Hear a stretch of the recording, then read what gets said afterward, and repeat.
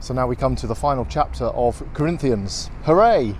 2 more points that the Corinthians wanted some clarification on when Paul begins with now concerning, as he has done since chapter 7. The first thing is that the matter of the collection that he mentions in verses 1 to 4. He's really drawing on Deuteronomy chapter 15 verses 11 to 14 here, and the concern for the poor.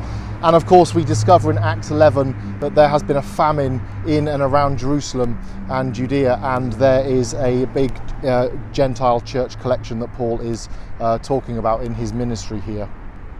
The second point that the Corinthians wanted clarification on is, where's Apollos? Why is he gone? And is he coming back? Apollos had gone away, and we discover in verses 12 to 13 he didn't really want to come back. So Paul addresses this particular issue of Apollos and the money very briefly here. But between verses 5 and 11, Paul is now outlining his immediate travel plans, and in verse 10 names Timothy.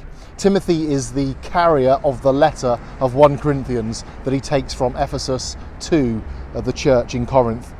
Notice the repetition of the word love, the idea of love. 3 times Paul talks about this in verses 14, 22 and 24.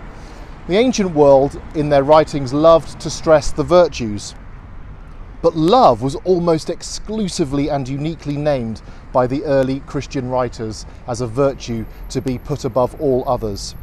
Thus, chapter 13, as we discovered a few days ago, becomes an even greater treasure. Now, Paul signs this dictated letter with his own hand to authenticate the letter, as he often did. We see that in verse 21. I just want to say a final word about grace here.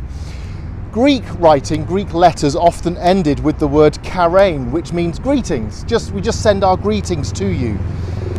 But Paul, verse 23, consistently transforms charein into the Greek charis, which is where we get our word grace. Grace is infused throughout the Christian life without any hesitation. I love the way Paul does this transformation using the Greek writing style.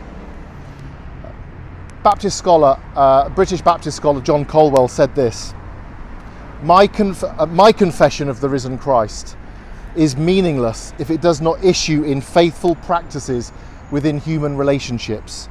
And he's absolutely right, because the final definitive words of Christian faith, practice, living, fellowship and relationships are grace and love. God bless you.